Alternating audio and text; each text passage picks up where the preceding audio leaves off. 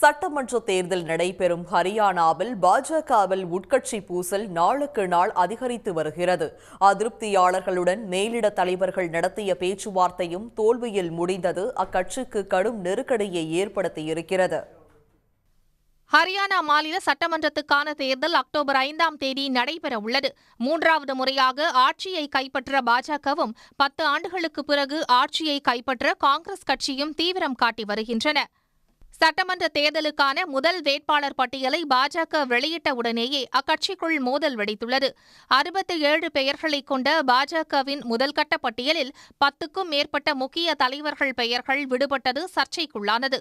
மேலிடத்தின் நடவடிக்கையால் அதிருப்தியடைந்த பாஜக முன்னாள் அமைச்சர் ரஞ்சித் சிங் சௌதாலா, சட்டமன்ற உறுப்பினர் லக்ஷ்மண் தாஸ் நாபா, பாஜக விவசாயிகள் அணி தலைவர் சுக்வீந்தர் செரோன், ஓபிசி அணி தலைவர் கரன்தேவ் கம்போஜ், பாஜக முக்கிய நிர்வாகியான ஷம்ஷேர் சிங் கர்காரா உள்ளிட்டோர் பாஜகவில் இருந்து அடுத்தடுத்து வெளியேறியுள்ளனர்.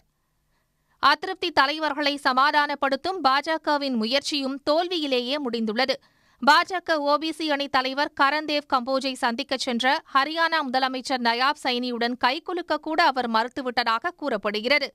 இதேபோல அதிருப்தி தலைவர்களை சமாதானப்படுத்தும் ஹரியானா முன்னாள் முதலமைச்சர் மனோகர்லால் கட்டாரின் முயற்சியும் தோல்வியில் முடிந்துள்ளது. அதே நேரத்தில் கரன்தேவ் கம்போஜ் காங்கிரஸ் மூத்த நிர்வாகியான பூபேந்தர் சிங் ஹூடாவை சந்தித்து பேச்சுவார்த்தை நடத்தியுள்ளதாகவும் தகவல் வெளியாகியுள்ளது. ஹரியானாவின் விளையாட்டுத்துறை அமைச்சர் சஞ்சய் சிங்கும் பாஜக தனக்கு வாய்ப்பளிக்காவிட்டால் சுயேட்சையாக களமிறங்கப் போவதாக தெரிவித்துள்ளார். மின்துறை அமைச்சர் ரஞ்சித் சௌதாலா தேர்தலில் போட்டியிடுவது பற்றி ஆதரவாளர்களுடன் தொடர் ஆலோசனையில் ஈடுபட்டு வருகிறார். பாஜக எம்பி நவீன் ஜிண்டாலின் தாயாரான சாவித்ரி ஜிண்டாலும் பாஜக வேட்பாளருக்கு எதிராக சுயேட்சையாக களமிறங்க திட்டமிட்டு வருகிறார். சட்டமன்ற தேர்தல் நெருங்கி வரும் நிலையில் முக்கிய நிர்வாகிகள் தலைமைக்கு எதிராக போர்க்கொடி தூக்கியுள்ளது அக்கட்சிக்கு நெருக்கடியை அதிகரித்துள்ளது.